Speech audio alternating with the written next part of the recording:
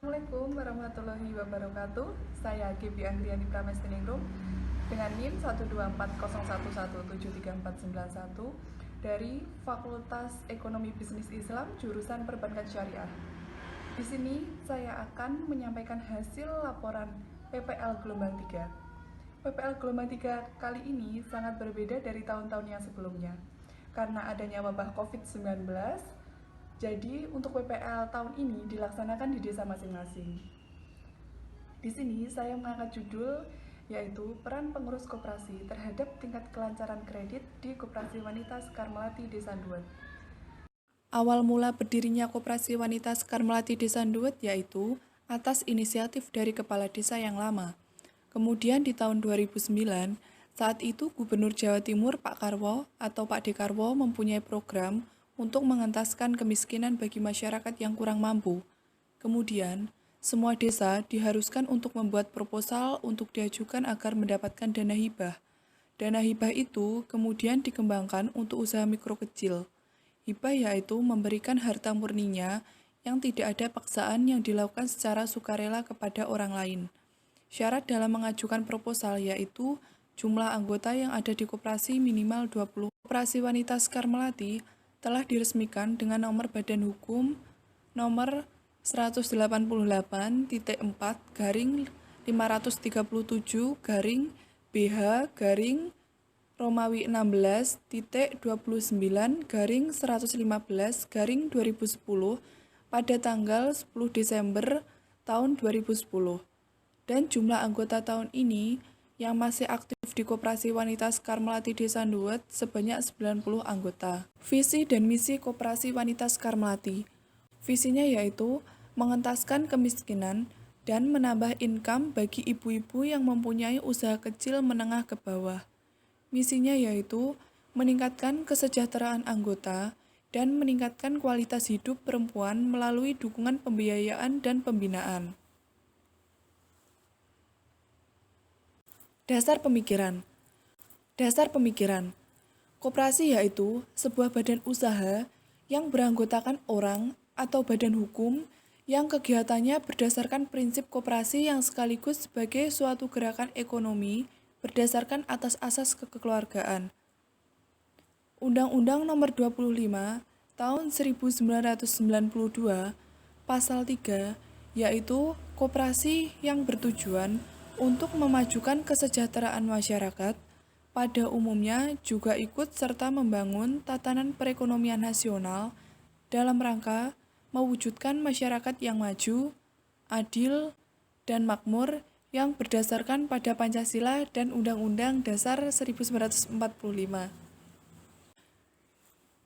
Salah satu koperasi yang memegang peran penting dalam meningkatkan perekonomian yang berada di Indonesia yaitu Koperasi Wanita atau Kopwan, yang bergerak dalam simpan pinjam yang berada di desa. Dalam pemberian kredit, Kopwan harus memiliki modal yang cukup untuk segala macam operasional dari koperasi. Dalam pemberian kredit, Kopwan atau Koperasi Wanita harus memiliki modal yang cukup untuk segala macam operasionalnya dari koperasi. Permasalahan yang ada di lapangan. Permasalahan yang ada di lapangan yaitu anggota terlambat untuk membayar angsuran sehingga dari pengurus untuk laporan ke atas atau ke kabupaten akan terlambat. Karena untuk laporan ke atas atau ke kabupaten harus ada pemasukan angsuran yang lengkap dan kebanyakan anggota tidak sesuai dengan perjanjian yang telah dibuatnya. Perjanjian yang telah dibuat paling lambat pembayaran angsuran tanggal 5 sampai 10, minimal tanggal 8 harus sudah masuk.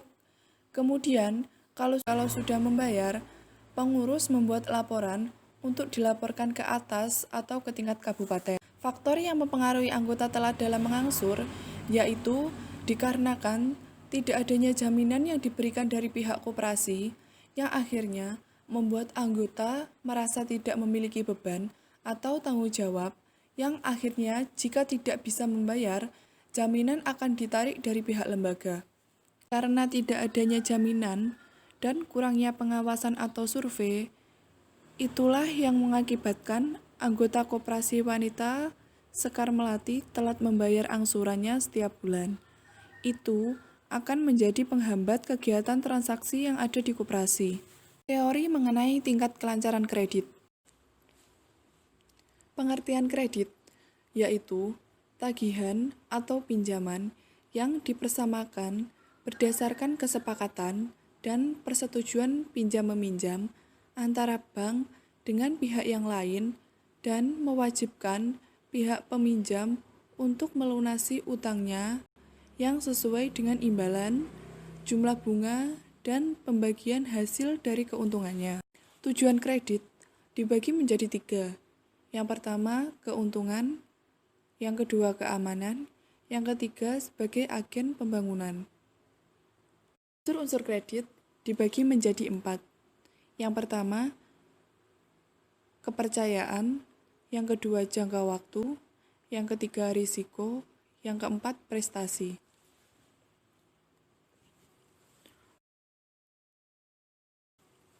Fungsi kredit. Fungsi kredit yang pertama, meningkatnya nilai guna uang. Yang kedua, meningkatnya daya guna dan peredaran barang. Yang ketiga, sebagai alat stabilitas ekonomi. Yang keempat, meningkatnya semangat dalam berusaha. Jenis-jenis kredit. Yang pertama, berdasarkan penggunaannya. Ada 3, yaitu kredit investasi, kredit modal kerja, dan kredit konsumtif. Yang kedua, berdasarkan jangka waktu. Yang pertama, kredit jangka pendek. Yang kedua, kredit jangka menengah. Yang ketiga, kredit jangka panjang. Yang ketiga yaitu berdasarkan cara penarikan. Yang pertama, kredit sekaligus. Yang kedua, kredit bertahap. Yang ketiga, kredit rekening koran. Yang keempat yaitu berdasarkan sektor usaha, dibagi menjadi 2. Yang pertama, sektor industri. Yang kedua, sektor perdagangan. Yang kelima yaitu berdasarkan jumlahnya. Yang pertama, kredit UMKM. Yang kedua, kredit UKM. Yang ketiga, kredit koperasi. Macam-macam tingkat kelancaran kredit. Kredit lancar, kredit dalam perhatian khusus, kredit kurang lancar, kredit yang diragukan, kredit macet, dan kredit yang diselamatkan. Pertama, yaitu dalam pengajuan pinjaman kredit, calon anggota datang ke rumah ketua membawa persyaratan yang telah ditentukan dari koperasi tersebut. Yang kedua, yaitu penilaian kelayakan dalam pemberian kredit. Pengurus berkumpul terlebih dahulu dan mensurvei anggota dan di-ranking mana yang lebih membutuhkan dilihat dari faktornya. Yang ketiga yaitu pemeriksaan berkas-berkas. Koperasi Wanita Sekar Melati di sini memastikan kalau persyaratan yang diajukan sudah memenuhi syarat dan lengkap, calon peminjam menunggu kredit tersebut diberikan atau tidak. Yang keempat, peran pengurus dalam menghadapi anggota yang telat membayar. Semua anggota ikut berperan dan mengingatkan. Apabila sudah diingatkan tetapi tidak ada respon, pengurus terjun langsung menemui anggota tersebut. Yang kelima, menertibkan anggota dalam mengangsur. Mengadakan rapat luar biasa untuk anggota yang macet dalam mengangsur di Koperasi Wanita Sekar Melati Desa Nduwet. Yang keenam, yaitu kedekatan pengurus koperasi wanita dengan anggota. Melakukan kegiatan pertemuan pengurus minimal 1 tahun sekali dalam RAT atau rapat anggota tahunan. Yang ketujuh yaitu peran pengurus dalam melaksanakan tugasnya.